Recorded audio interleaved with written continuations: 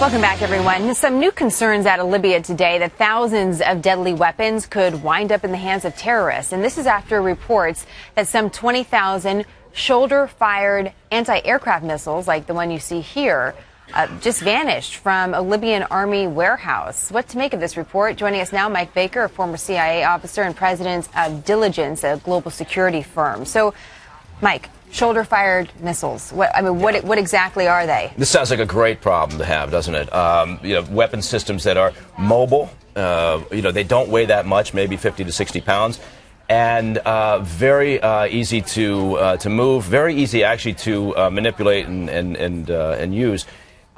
You're talking about essentially the worst of the bunch would be what we call SA-24s, which are the Russian most modern version of our Stingers. And people will probably, going back several years, remember the use of the Stingers in Afghanistan when we were working, training, arming the Mujahideen. And the Stingers played a significant role in getting the Soviets, to finally exit the country. Now, in that situation, we ended up having to buy back the weapons that we gave the Afghanis as much as we could. Yeah. To get these off the market, number one, do we know where they are? And number two, do you buy them back? What do you do to get them back? No, it's a definition of a goat rope. What happened was, early days, we had the Libyan uprising and everybody was talking about self-determination, democracy, and huzzah, right? What we didn't have was there was no control. And you can still argue to this day there's still no command and control amongst the rebel group, such as it is. And you also remember early days we were talking about the influence of Al-Qaeda in eastern Libya for years now, and using that as a recruiting ground. The influence of the Muslim Brotherhood in the area. Well, nobody wanted to talk about that. They don't want to talk about holding hands and how this was all going to work out great. Well, when they started taking over town after town and overrunning armories, they essentially just threw the doors open.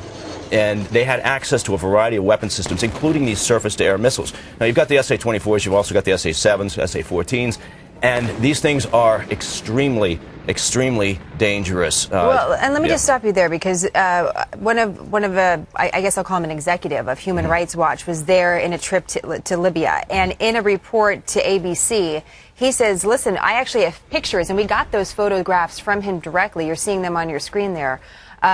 We were just watching people go into these warehouses and take out these weapons, and we said something, but no one was there. I mean, NATO was there, Mike, right? Well, where were we? Well, when remember, this was an air campaign. Remember, there was a limited action, and there's real problems. But you're anytime a CIA you have a limited guy. action. Come on, there wasn't any CIA guys there? If there were, I wouldn't be talking about it. But the point being that the Libyan military, right off the bat, not known for their meticulous bookkeeping and inventory and weapons control.